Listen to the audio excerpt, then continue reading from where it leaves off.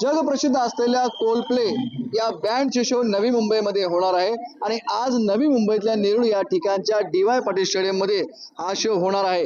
आज उद्या आणि 21 तारखेला असे 3 शो आहेत ते डी.वाय. पाटील स्टेडियम मध्ये होणार आहे आणि यासाठी मोठ्या प्रमाणामध्ये गर्दी आता या ठिकाणी होणार आहे। आपण जर पाहिलं तर या तिन्ही शोच्या तिकीट आहेत ते पूर्णपणे विकले गेलेले आहेत।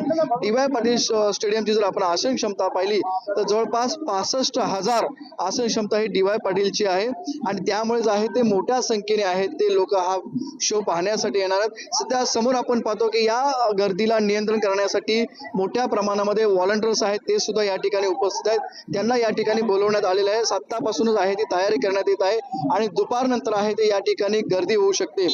जवळपास आहे ते हजारोच्या संख्येने हा शो पाहण्यासाठी महाराष्ट्र असेल भारतभरात आहे ते लोक येणार आहेत, रसिक येणार आहेत, त्याचबरोबर काही VIP लोक सुद्धा येणार।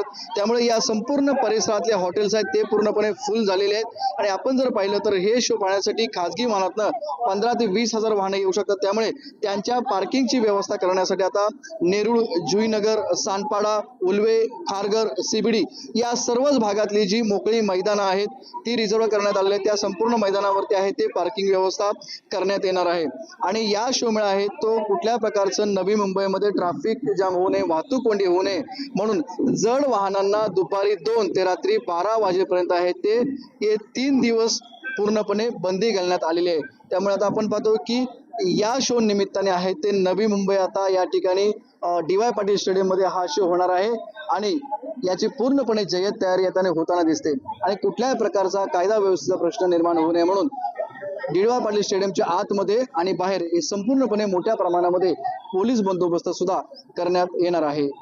विनायक पाटील, ABP माझा, नवी मुंबई। ABP माझा, उघडा डोळे बघा नीट।